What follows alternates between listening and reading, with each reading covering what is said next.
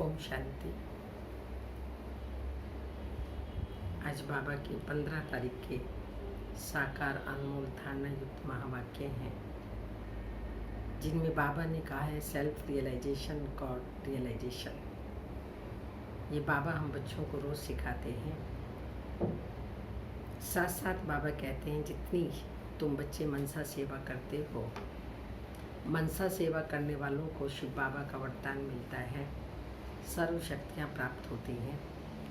उन सर्व शक्तियों के द्वारा आत्मा की एनर्जी और भी बढ़ती है, और जितनी एनर्जी बढ़ती है उतना ही औरों को और भी मनसा सेवा से पॉजिटिविटी भेजते हो। ये बाबा ने कहा, और साथ साथ बाबा ने कहा कि तुम बच्चे जब किसी से मिलते हो आपसे पूछते हैं आपने आत्मा का साक्षात्कार किया है, तो बोलो हाँ हमने किया है, क्योंकि सेल्फ रियलाइजेशन आत्म अनुभूति है। यही आत्म अनुभूति ही परमात्मा अनुभूति कराती है। तो बोलो ज्योति बिंदु आत्मा है और मैं आत्मा हूँ, तुम भी आत्मा हो। तो आत्मा का न केवल साक्षात्कार किया है लेकिन अनुभव किया है। तो सुनते हैं 15 तारीख के बाबा के साकार अनमोल मधुर महावाक्य। मीठे बच्चे, तुम यहाँ आए हो सेल्फ रियलाइज करने। तुम अपने को आत्मा समझ परमात्मा बाप से सुनो। देही अभिमानी रहने का अभ्यास करो। कई बार बच्चों से कोई पूछते हैं तुमने आत्मा का साक्षात्कार किया है, तो तुम उन्हें कौन सा उत्तर दो? आंसर है बोलो हाँ हमने आत्मा का साक्षात्कार किया है। आत्मा ज्योति बिंदु है। आत्मा में ही अच्छे और बुरे संस्कार हैं। आत्मा की सारी नॉलेज अभी हमें मिली है। जब तक आत्मा का साक्षात्कार नहीं किया तब तक देही अभिमानी थे। अभी हमें परमात्मा द्वारा गॉड रियलाइजेशन और सेल्फ रियलाइजेशन हुआ है। गीत के बोल हैं ना वो हमसे जुदा होंगे। परमात्मा कभी भी हमसे जुदा नहीं हो सकता। उस परमात्मा को हमने निरंतर याद करना है। ओम शांति। मीठे मीठे रूहानी बच्चों ने ये गीत सुना। रूहानी बच्चे कहते हैं शरीर द्वारा। ऐसे कोई कभी नहीं कहेंगे कि हम मर मिटेंगे साधु संतों के ऊपर। बच्चे जानते हैं हमको उनके साथ जाना है, शिव बाबा के साथ हमें परमधाम जाना है, क्योंकि शिव बाबा लेने आए हैं। साधु सन्यासी आदियों के ऊपर हम मर मिटे, वो हमें साथ ले जाएं, ऐसा नहीं है। और यह शरीर छोड़ देना है। इसलिए कहते हैं शरीर छोड़कर हम चले जाएंगे बाप के साथ। बाप आए हैं साथ ले जाने। यह बहुत समझ की बात है। बच्चे बुलाते हैं हम पतितों को आकर पावन बनाओ। फिर क्या करूं? यहाँ तो नहीं छोड़ जाएंगे। देखो बाबा कितने प्यार से कह रहे हैं, मैं लेने आया हूँ तो यहाँ थोड़ी छोड़ जाऊँगा। आया हूँ तो ज़रूर साथ लेकर के जाऊँगा। ये सारी दुनिया पतित है। इस पतित दुनिया से पावन दुनिया में ले जाने के लिए बाप आए हैं। परमधाम ले जाएंगे और परमधाम से फिर पावन दुनिया में भेज देंगे। हम आत्माओं को साथ ले जाएंगे। ये सारी दुनिया विशेष है, यह भी तुम जानते हो। हम किसको विकारी पतित कहेंगे तो बिगड़ पड़ेंगे। मनुष्यों को समझाना बड़ा युक्ति से है। महिमा करनी है एक बाप की। अभी तुम बच्चों को नॉलेज मिली है तो बड़ी समझ से बात करनी है। कहाँ देखते हो? प्रश्न उत्तर करते हैं तो बोलो हम अभी कच्चे हैं। बड़ी बहन आकर के रिस्पॉन्स देंगी। तुम कहते हो शिव बाबा समझाते हैं, भगवानों बच्चे। मनुष्य सब पतित है। पतित तो भगवान हो ही नहीं सकता। पतित पावन को बुलाते हैं क्योंकि पतित हैं। देहधारियों को भगवान नहीं कह सकते हैं। भगवान निराकार शिव को कहा जाता है। शिव के मंदिर भी बहुत हैं। तो पहले जब एक बात को समझ लेंगे तब तो ठहर सकेंगे। पहले बताओ कि शिव भगवानों वाच्य। यहाँ भगवान सब बातें बताते हैं, देहधारी नहीं है कि शिव भगवानों वाचे शिव बाबा कहते हैं माँ में कम याद करो। उनको अपना शरीर नहीं है। ब्रह्मा विष्णु शंकर को भी अपना सूक्ष्म शरीर है, देखने में आता है। यह तो देखने में नहीं आता, उनको ही कहा जाता है परम पिता परमात्मा। जो देखने में नहीं आता है वह है परम पिता परमात्मा। तुम भी कहेंगे हम आत्मा एक शरीर छोड़ दूसरा लेता हूँ। तुमने अपनी आत्मा का साक्षात्कार किया है? भक्ति मार्ग में साक्षात्कार के लिए नोदा भक्ति करते हैं, परंतु भक्ति करने वाले ने कब साक्षात्कार नहीं किया है, वह क्या चीज है ये बिल्कुल नहीं जानते। सिर्फ कहते हैं वह निराकार है। बातचीत तो आत्मा करती है, संस्कार भी आत्मा में रहते हैं। आत्मा निकल जाती है तो ना आत्मा ना शरीर बात कर सकते। आत्मा बिगड़ शरीर कुछ भी कर ना सके। तो पहले तो आत्मा को पहचानना है। मैं कौन? आत्मा। इसको पहचानना है, फिर रियलाइज करना है। और बाप द्वारा बाप को पहचान सकेंगे। आत्मा को परम पिता परमात्मा का साक्षात्कार कैसे हो सकता है जबकि अपने को नहीं जाना व देखा। भल कहते हैं चमकता है अजब सितारा। परमात्मा को जानने के लिए पहले खुद को जानना होगा। खुद को जाना तो खुदा को जान जाएंगे, परंतु ये किसी को पता ही नहीं है। आत्मा में 84 जन्मों का पाठ नोंदा हुआ है। मनुष्य बिल्कुल देह अभिमानी रहते हैं। अब बाप कहते हैं देही अभिमानी बनो, अपने को आत्मा समझ फिर मेरे द्वारा सुनो। सुनने वाली आत्मा है, आत्मा को सुनाने वाला परमात्मा चाहिए। आत्मा को सुनाने वाला, क्योंकि परमात्मा की भाषा आत्मा समझेगी, देहधारियों की भाषा देहधारी समझते हैं। तो इसलिए बाबा कह रहे हैं आत्मा को सुनाने वाला परमात्मा चाहिए, मनुष्य को समझाने वाला मनुष्य ही होगा। ये आत्मा का ज्ञान किसी को है नहीं, इसलिए कहा जाता है पहले आत्मा को जानो, सेल्फ रियलाइज करो। आत्मा खुद कहती है, आत्मा को हम रियलाइज कैसे करें? ये थोड़ी किसी को पता है हमारी आत्मा में कैसे पार्ट भरा हुआ है। साधु सन्यासी आदि कोई बता न सके, बाप को ही आकर बच्चों को सेल्फ रियलाइजेशन कराना पड़ता है। बाप कहते हैं अपने को आत्मा समझ मुझ निराकार परम पिता परमात्मा से सुनो। आत्मा और परमात्मा जब मिले तब यह बातें हों। दुनिया को ये भी पता नहीं है कि परम पिता परमात्मा कब आएंगे, कैसे आकर समझाएंगे। ना जानने के कारण मतभेद में आ जाते हैं। उन सब का मदार है शास्त्रों पर। जो शास्त्रों में सुना हुआ है वही बातें फिर बोलते हैं, क्योंकि उनका मदार है ही शास्त्रों पर। बाप कहते हैं उनसे अब ना सुनो। मुझे रियलाइज कर सकेंगे, उनको सुनने से ना तो मुझे रियलाइज कर सकेंगे ना अपने को रियलाइज कर सकेंगे। वह तो कह देते हैं आत्मा सो परमात्मा। यहाँ दो बातें हैं, वहाँ एक आत्मा सो परमात्मा, पर सेल्फ रियलाइजेशन गॉड रियलाइजेशन, ये तो दो बातें हो गई ना। ऐसे कहने से क्या होता है? हमको पति से पावन कौन बनाएंगे? त्रिकालदर्शी कौन बनाएंगे? कोई भी आत्मा परमात्मा का ज्ञान दे नहीं सकते। इसलिए तुम कहते हो जो आत्माएं अपने को अपने बाप को नहीं जानती वो नास्तिक हैं। वो फिर कह देते हैं जो भक्ति नहीं करते वो नास्तिक हैं। अब तुम बच्चे भक्ति तो करते ही नहीं हो। तुम्हारे पास चित्र तो बहुत अच्छे हैं, चित्र पर ही समझाया जाता है। कोई ने वर्ल्ड के नक्शे देखे ही नहीं होंगे तो उनको क्या पता लंदन कहाँ है, अमेरिका कहाँ है, जब तक टीचर बैठ मैप पर समझाए। इसलिए तुमने यह चित्र बनाए हैं, परंतु डिटेल में कोई समझ नहीं सकते। सूर्यवंशियों ने ये राजधानी कहाँ से ली, फिर चंद्रवंशियों ने कैसे ली? क्या सूर्यवंशी से लड़ाई की? तुम समझते हो सबको वर्षा एक बाप से मिलता है। पहले सूर्यवंशी लक्ष्मी नारायण का राज्य चलता है, वही फिर चंद्रवंशियों को राज्य देते हैं। लड़ाई आदि से राज्य लेने की बात नहीं है। कल भी बाबा ने बताया, यहाँ पर तुम एक आदि सनातन देवी देवता धर्म की स्थापना करते हो योग बल से, और वह लोग बाहुबल से राजाई लेते हैं, लेकिन अल्पकाल के लिए। तो यहाँ पर बाहुबल की बात नहीं है, यहाँ है योग बल की बात। सूर्यवंशी चंद्रवंशी तो विश्व के मालिक हैं, दूसरा कोई धर्म नहीं होता तो लड़ाई की बात है ही नहीं।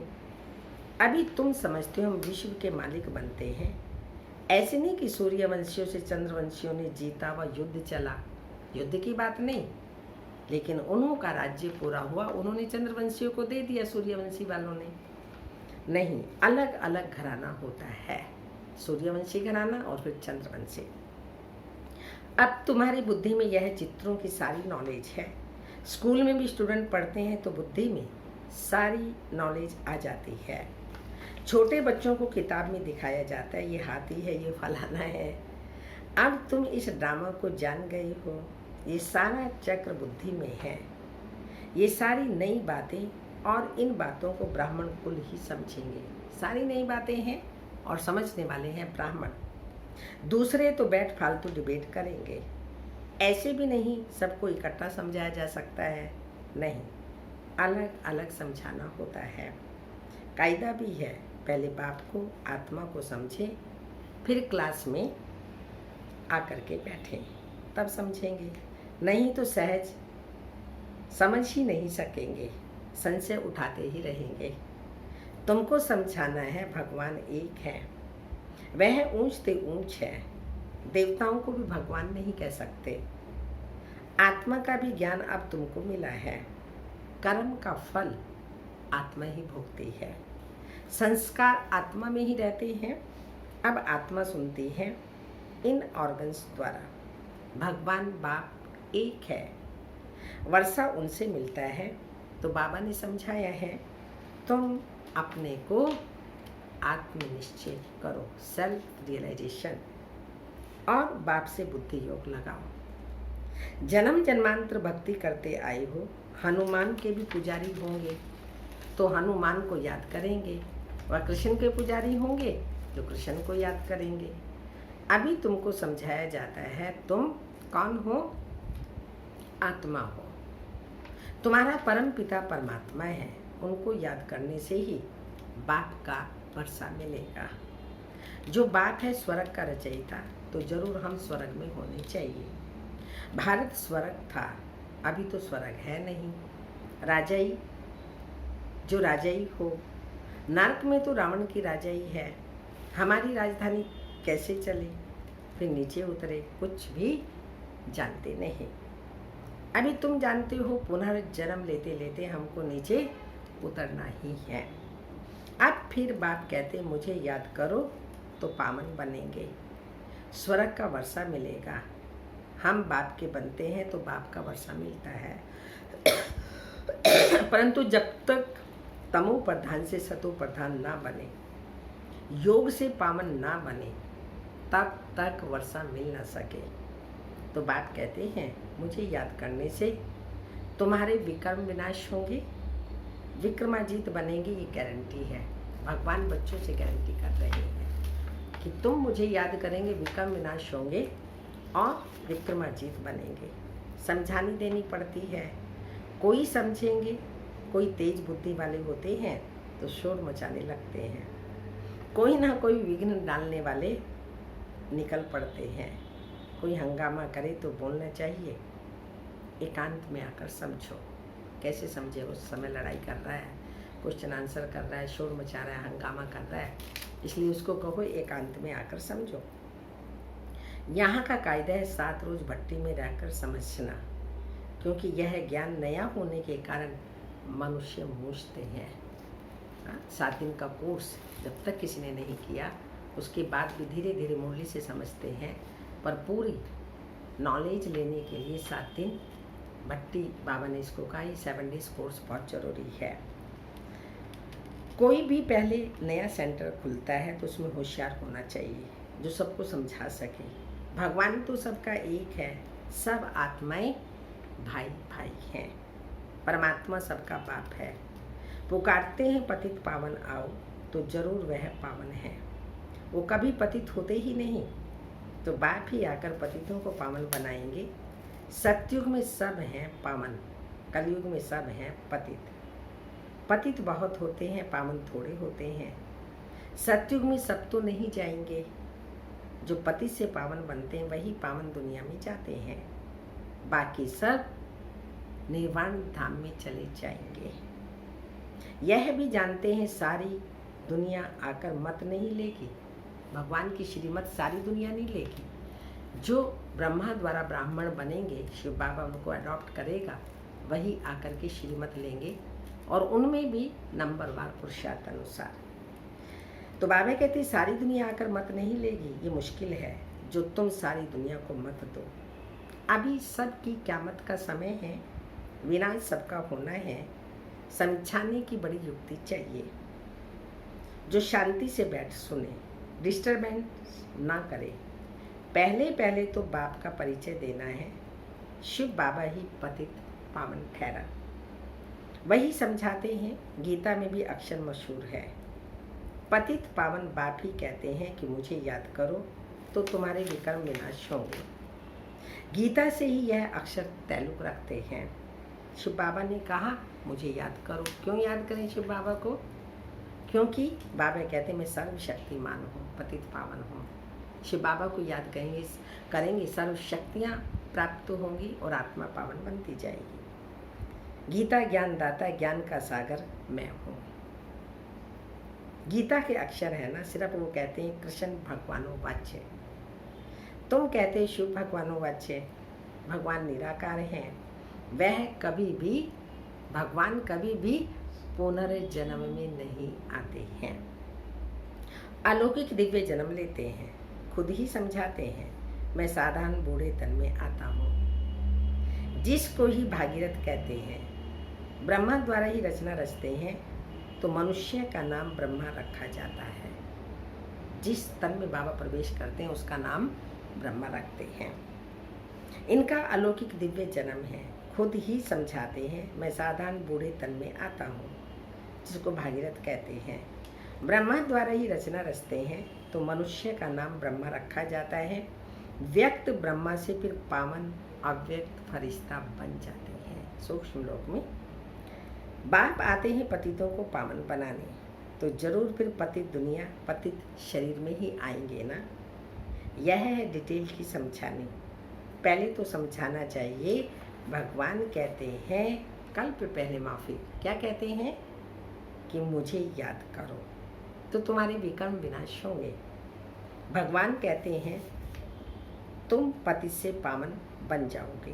गाते भी हैं हे पतित पावन आओ, गंगा तो है ही। तुम पुकारते हो तो जरूर कहाँ से आएंगे। गंगा अगर पतित पावनी होती तो वो तो सदा ही है, लेकिन जब पुकार रहे हैं आओ तो कहाँ से आएगा, जरूर कोई दूसरा स्थान होगा। तो परम धाम से परमात्मा आते हैं, पतित आत्माओं को आकर पावन बनाते हैं। गाते भी हैं हे पतित पावन आओ, गंगा तो है ही। तुम पुकारते हो तो जरूर कहाँ से आएंगे। पतित पावन आते हैं पतित से पावन बनाने का पाठ बजाने। तो बात कहते तुम पावन थे, फिर तुम्हारे में खाद पड़ी, वह योग बल से ही निकलेगी।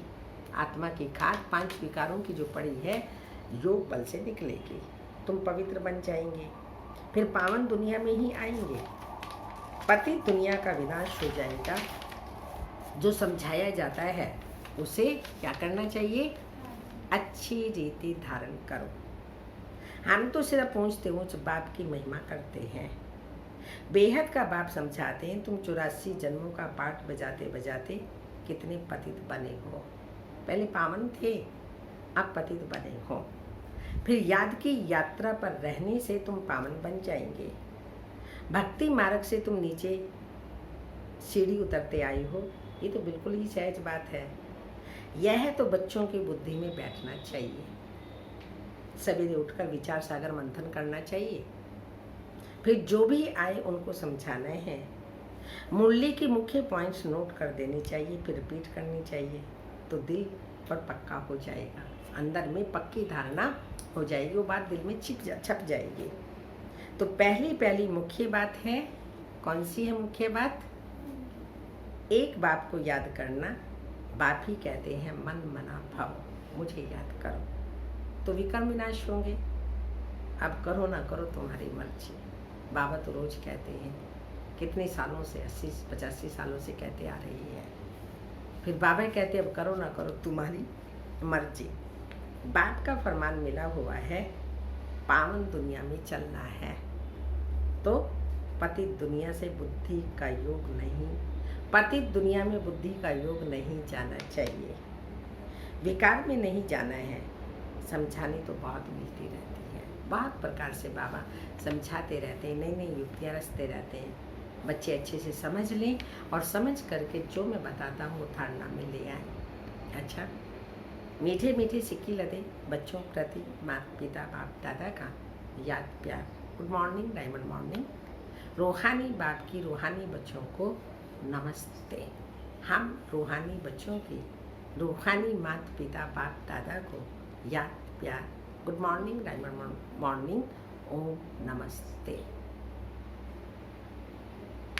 आज की धारणा है, सवेरे सवेरे उठकर विचार सागर मंथन करना है। सब उठते हैं ना सुबह सुबह, अमृत बेला करते होंगे, बाबा से शक्ति लेते होंगे, सारे विश्व को शक्ति प्रकृति सहित पहुंचाते होंगे, क्योंकि वर्तमान समय अमृत बेले उठना हमारा अनिवार्य है, स्वयं के लिए भी और सारे विश्व की आत्माओं के लिए भी और प्रकृति के लिए भी।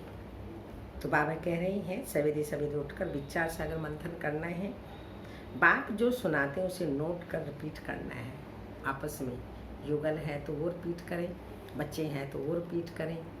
अगर कोई लौकिक है, ज्ञान नहीं समझते हैं, मुरली की बात नहीं समझते, तो आप उसको दो भी मुरली की बात बता दें। इतनी अच्छी अच्छी बातें बाबा हर किसी के लिए बताते हैं, तो वो भी अपनी बुद्धि में धारण कर लेंगे और सारा दिन याद करेंगे तो उनको भी फायदा होगा। रिपीट भी करना है, दूसरों को सुनाना है। सबको पहले पहले बाप का ही परिचय देना है। सेकंड पॉइंट, पावन दुनिया में चलने के लिए इस पति दुनिया से बुद्धि योग निकाल देना है। पावन दुनिया में चलने के लिए पतित दुनिया से बुद्धि योग निकालना जरूरी है। वरदान है, मनसा के महादान द्वारा हर संकल्प की सिद्धि प्राप्त करने वाले मास्टर सर्वशक्तिमान भव। कल बाबा ने 3 बातें बताई थी, रूहानियत, रुहाब और रहमती। आज बाबा ने कहा मनसा में ये तीनों बातें हमारे हैं, चेहरे पर है, बोल में है। तो हम अपनी मनसा से सर्व आत्माओं को ये महादान दे सकते हैं और ये महादान देने से ही सिद्धि प्राप्त होती है, सफलता स्वरूप बनते हैं। वही बाबा ने कहा मास्टर सर्वशक्तिमान कहलाते हैं। जो बच्चे मनसा द्वारा शक्तियों का दान करते हैं, आज सारा दिन ये कार्य करना है। घंटे घंटे के बाद 2 मिनट 3 मिनट भी हम सबको स्पेशल बैठ करके मनसा सेवा अवश्य करनी है। इससे हमारी मनसा भी पावरफुल बनेगी, घर का वातावरण भी हमारा पावरफुल बनेगा और विश्व को जो आवश्यकता है वो हम उनको दे पाएंगे, प्रकृति को जो आवश्यकता है वो हमें दे पाएंगे। तो प्रकृति भी सतो प्रधान बनती जाएगी और विश्व की आत्माएं भी जिनको हम दान दे रहे हैं वो भी शक्तिशाली बनते जाएंगे। तो जो बच्चे मनसा द्वारा शक्तियों का दान करते हैं उन्हें मास्टर सर्वशक्तिवान का वरदान प्राप्त हो जाता है, क्योंकि मनसा द्वारा शक्तियों का दान करने से संकल्प में इतनी शक्ति जमा हो जाती है। अंडरलाइन, संकल्पों में इतनी शक्ति जमा हो जाती है जो हर संकल्प सिद्धि को प्राप्त होता है। वे अपने संकल्पों को फिर जहाँ चाहे वहाँ 1 सेकंड में टिका सकते हैं। इतनी ज़बरदस्त कंट्रोलिंग पावर आ जाती है, संकल्पों को जहाँ चाहे जितना समय चाहे वहाँ पर टिका सकते हैं। संकल्प उनके वश होते हैं। वे अपने संकल्पों पर विजयी होने के कारण चंचल संकल्प वालों को भी थोड़े समय के लिए अचल व शांत बना देते हैं। ना केवल अपना बेनिफिट होता है, लेकिन दूसरी आत्माएं जो चंचल संकल्पों वाली हैं उन आत्माओं को थोड़े समय के लिए शांत बना देते हैं। स्लोगन, निरंतर एक बाप के संग में रहो तो संग दोष से बच जाएंगे। 2 होमवर्क देते हैं आज आप सबको। एक तो मनसा सेवा करो, और मनसा सेवा करने के लिए निरंतर बाप के संग में रहो, तो और भी डबल शक्ति आ जाएगी, माइट भी आएगी और लाइट भी आएगी। तो ये 2 कार्य आज आप सबको करने हैं, तो अन्य के जो फालतू का संग है उस दोष से बच जाएंगे। ओम शांति।